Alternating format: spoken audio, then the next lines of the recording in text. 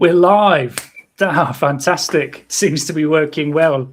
I'm glad that's all worked well. All that preparation in the background has clearly worked. Welcome all. Thank you very much for joining us or watching afterwards if that's the case. My name is Joe and I am the founder of Videre Consulting and Coaching, and joining me today, as I hope she continues to do in future broadcasts, is Nicole, the founder and CEO of myCandr. So this today is the first of what we hope will be many broadcasts as we start to talk to you a little about our respective businesses, what we do, who we serve, why we decided to partner, and we'll also do some deep dives over future sessions into some of those services and products that we offer. As I say, today's an introduction, so it'll be really high level. What I want to do is start by looking at exactly who we are and what we do and who we serve. So I'm going to start, Nicole, by coming to you. Do you want to talk a little bit about myCandr? Great. I would love to, Joe. First and foremost, thanks so much for organizing and taking the lead here. I'm excited to be a part of this today and share a bit more about what myCandr does and who we're for, and most importantly, dig in at the end to why we're here and how our partnership came to be and what we're looking to do going forward. So if I just step in and talk about myCandr in general, we basically work with companies when they want to drive change, whether it's improving performance, getting operationally tighter, or looking at whatever challenges that you may be facing at this point. So there's often a common mistake that happens across the board, and that's when leaders go looking externally outside for answers rather than looking inside to their people that actually know what's going on. So your people are there every day. They're working with your clients. They're working with your solutions. They see what's happening, what's working, and what's not. But the problem is we often don't ask them, or even when we do ask, we're not listening. And so that's what we do at myCandr. We help leaders get real business insights from your people. Basically, we take those open text responses and surveys, so all the qualitative data, all the information that actually tells you something about what's happening in the business rather than just a number or a red, amber, green in terms of how you're feeling. We connect those open text responses to what they're saying about business outcomes. So it could be what's working, what's not, what we need to do more of. In some cases, it can be ideas around strategy or a complete disconnect from what's happening within the business. And I would say, most importantly, one of the main things that sets us apart at myCandr is that we wholeheartedly believe in using human-centered AI. So we're not using AI to replace human insight. We look to amplify and prioritize what your people are saying about the business. And essentially, they're already telling you what it is that they know about what's working and what's not. It's about ensuring those insights don't get buried in the spreadsheets or lost in the data where leaders aren't able to do anything with it. So essentially, we're making sure that your people drive the narrative and not the technology, essentially. When we think about who we work with C-suite across the board at scale-ups who may be growing fast, as well as mid-market established businesses that may be going through big changes. But the main thing is they all get one particular point, and that is that real growth and change doesn't come from a strategy PowerPoint deck or the boardroom. It comes from your people, whether it be your employees and your customers together. Their insights are what's most important in driving change at the business. At the end of the day, we believe these insights and the best insights are already sat in your organization, typically in surveys, whether it be engagement surveys, customer surveys, exit interviews, pulse surveys. All that information is sat there. Our job is to come in and help you hear them, understand them, and connect what they're saying to your business priorities. Because when your people feel heard, that's when transformation really happens. So with that, I'll pass it back to you, Joe, and I'd love to hear a little bit more about how you guys are helping your clients. Yeah, thanks, Nicole. And I was afforded the opportunity when we first started talking to get a bit of a demo of myCandr and Insights Index, and I was really impressed with it. It was one of the big sells for me in terms of as partnering. So yeah, I absolutely know the value. So you've heard from Nicole and what myCandr offers from my perspective. So as I say, I run Videre consulting and coaching. Now Videre is from the Latin word meaning to see, and ultimately I built this business with a drive to help people and businesses see a path, and then ultimately help them navigate and get through that path and get to their goals. So I do change consultancy, I do people coaching, and I do mentoring. So I've sort of spent a lot of my time in the professional world either directly delivering change or projects or working in change environments.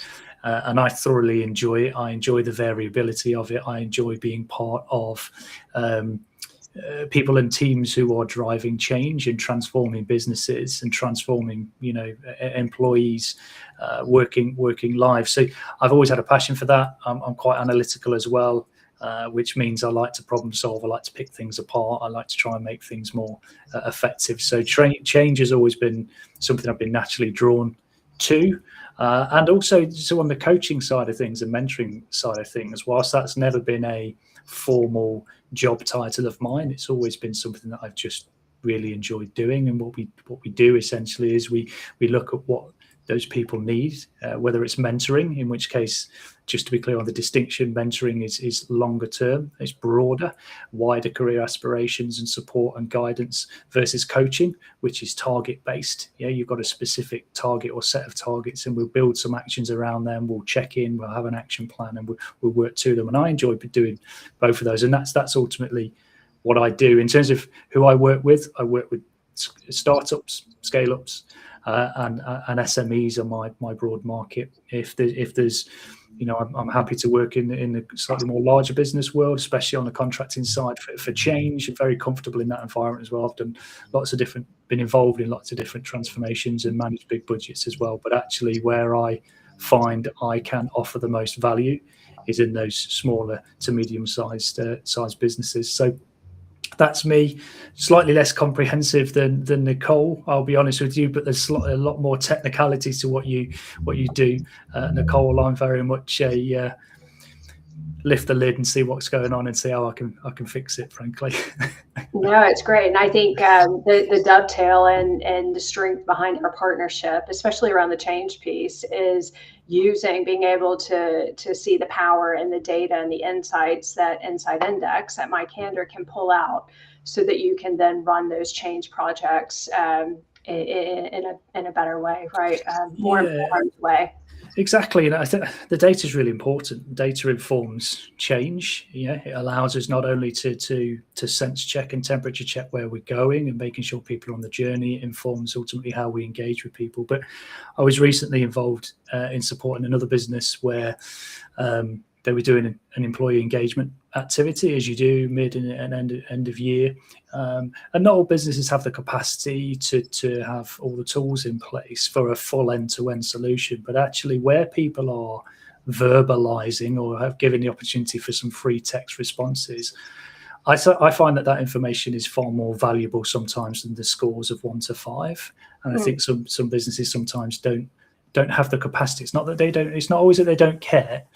It's sometimes they don't have the capacity. So, but there's a lot of value in there, and I think where you guys come in, and this is where the value that I saw is actually drilling down on that element. But whether you're delivering change and you need to do that temperature check, and there might be a scoring element to that. Maybe you just want to get a read for the room or of the room and how things are progressing throughout the program, or individuals who are looking for that coaching and that support, or institutions and businesses who are trying to canvas what it is their teams and colleagues need from a coaching regime or from a mentoring regime. There's a clear synergy there, which I think is why it works.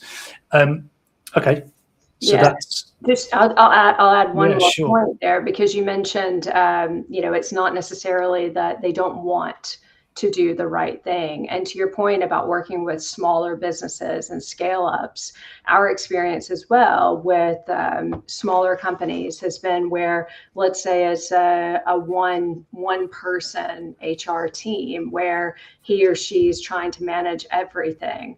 And they do have the right motives in place, right? The right want to get more from their employees and give back to their people and ensure that they feel heard and empowered. But they lack the resources. They don't have the time. And so it's prioritization. And unfortunately, surveys, they run them, they see them as a tick box. And a lot of times that open text tends to just be set aside because they don't have the resources. And that's where we've really seen benefit in partnering with some of the smaller organizations as well, is being able to be that right hand and give them in a quick fashion what their people are saying in the open text piece, so that they can essentially say, we have heard, we've listened to what you're saying, and here are the 5 things or 3 things that we're actually focused on this year based on what you've told us. So I think for the smaller companies, having extensions to your functions, right, having solid partnerships is key. And so it's tricky because it does make us quite versatile. We work with both smaller but also mid-size. And really, I always go back to the commonality of whether it be the leader within that organization needs to see information as an opportunity, not a risk or a threat. And I think is one definer. I think opportunity is important, but you made a comment at the start there, which is, generally people don't start out with, or they do not have ill intent. This is about capacity, right? Everybody wants to do the right thing. It's about, well, how do you balance your time? What capacity is there? Okay, great.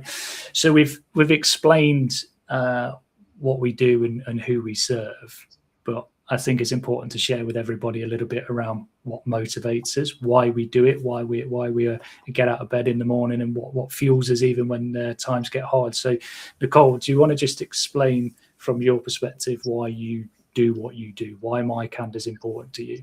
Yeah, I'd love to. Thanks, Joe. So if I think about why we even started myCandr, I think back at personal experience, and then a lot of conversations and interviews with employees throughout post my experience.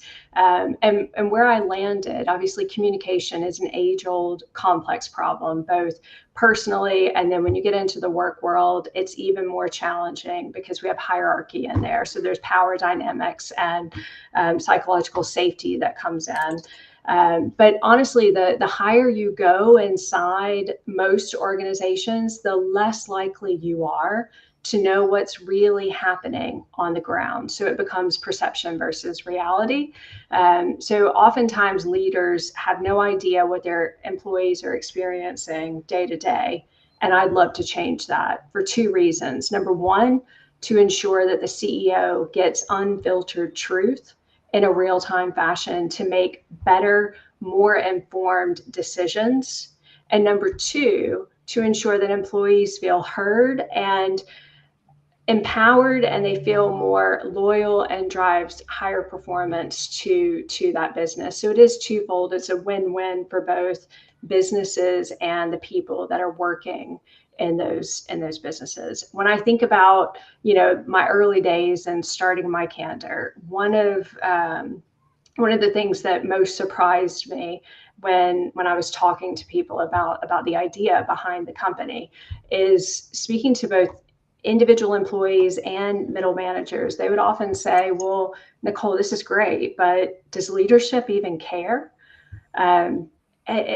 We care because we show up and we're doing the work, but we're not so sure the C-suite cares because we don't see it. We fill out these surveys, nothing happens, and we just see it as a bit of a tick box. And what I would say is I can agree to some extent with a lot of those conversations that I've had. There are a lot of people that, and that's a generalized statement, that maybe don't care, or to Joe's earlier point, there's other focus, other priority, and it's not ill intention. It happens that way. But what I would say, the good news is there are obviously exceptional leaders who do get it, who know that their people are their biggest asset. They know that they're the ones that will help drive the business forward. And ultimately, when I think about why I'm staying the course with myCandr, I think, we've all got a limited amount of time on the planet, and we spend so much of it at work. So why not make it count? Why not work for positive change and driving more healthier, happier organizations where people feel heard and they know genuinely that leadership cares, because that is when things start to really change. So that's my passion, my why. Joe, do you want to share yours as well? Very similar. Happier people and healthier business, right? As you and I have discussed previously, and now features as a tagline on my LinkedIn banner as well. So, yeah, from my perspective, and I've talked about this, so I won't repeat myself. For those who've seen, I did a podcast recently with Rec Tools, which goes into a little bit more detail on this. But ultimately, I'm driven by a desire to help people. I want people to be happy and to be thriving, and I know that personal life influences professional and vice versa. So for me, it's really, really important to see people not only happy and thriving, but having the tools and the capacity and the knowledge to be able to do that, and not just to be backed and supported by leaders, but to be able to stand on their own two feet. So from a business change perspective, I want businesses to do well, but I also want to see that change is delivered well, because otherwise it impacts the business, the employees, the customers. So I always want that to be done well. And from an individual perspective, I've always wanted to help people, and I've always wanted to see people do well in their careers, and for that to translate into a happier personal life. I've mentored graduates and coached graduates. I've coached my team members.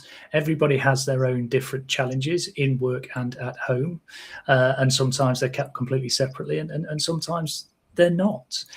But fundamentally, whatever the challenge is that somebody wants to discuss with me, it is my job, and I see it as my duty to fix that.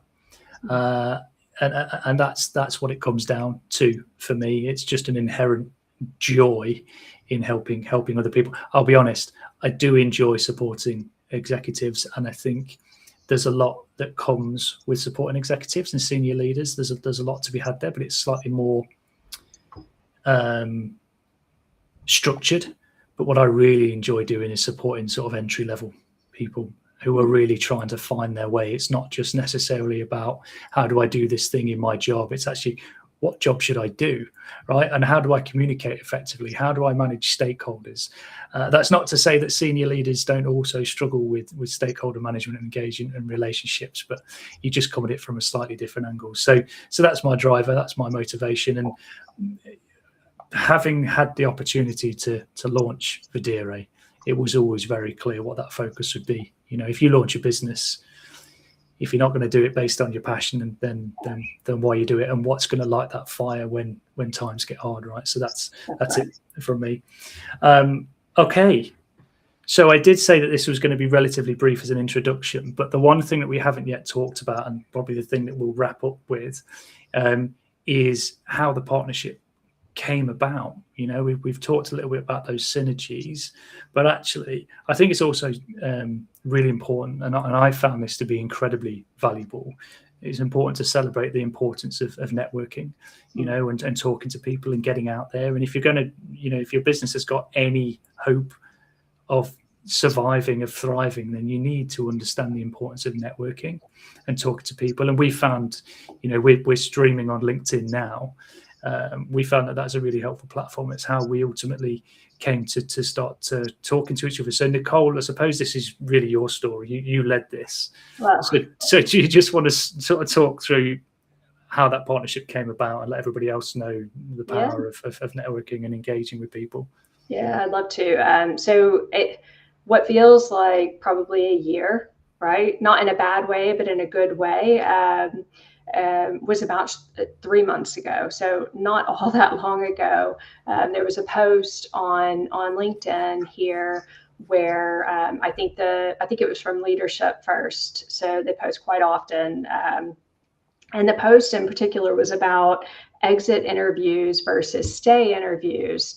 And I added a comment, and my comment was really around the fact that it's not choosing one or the other, because the post was leading toward the power of stay interviews and not looking at exit interviews and in the same way. And so my response was, really, it's about organizations treating feedback in an active way where they're actually responding, not pushing it to a filing cabinet, tucking it away to the side. And ultimately, stay interviews, if I think about it, they often become like a checkbox where people continue to say what they think you want to hear versus the truth. And if we look at exit interviews capture unfiltered reality where people are walking out the door and they've got nothing to lose. Right? So they are telling you their experience, good, bad, the ugly, whatever it may be. So there is huge benefit in both. That's a long-winded background of the post, but long story short, Joe replied, he commented back on my comment and agreed and just said that, look, in his experience, he had seen like colleague surveys that lean toward more positive responses and omit the type of questions that could really identify pain points. And so from his response, I reached out immediately and said, hey, look, it seems like there's some synergy between what each of us are doing and how we're supporting our clients. And he came back pretty quickly and we scheduled a call. And from there, we had several calls. We entered into a partnership probably within the last 6 weeks. In the first few calls, I demoed Inside Index. He immediately got it, was able to talk about firsthand experience with surveys in his corporate career and saw the value of how we were lifting the existing surveys out there. And so I guess the point is, a lot of times with LinkedIn, we will just see somebody respond back and maybe disregard it. But if they've taken the time to respond and there is a synergy, just reach out, because you never know what can come of it. And there is such strong synergy between both Videre and myCandr. And the fact that we can help him provide change and whatever projects the clients are working on is hugely important. So yeah, I would say just continue working with LinkedIn and other networking sites, because it's what brought us here today. So it's pretty cool. Yeah, it is. And yeah, good summary. You did a better job than me. So, but just on that networking piece and the importance of it and building those relationships, I'm now talking to people all over the world, and having really, really powerful conversations, including sort of Canada and India and America.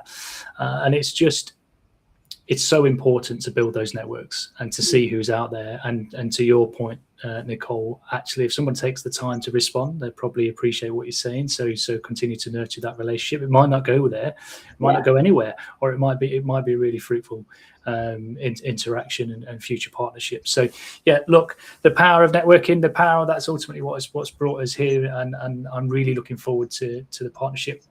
I do hope that anybody who's watching this back really gets a flavour for not only what we do individually, but ultimately what we're seeking to try and do together and how we support each other.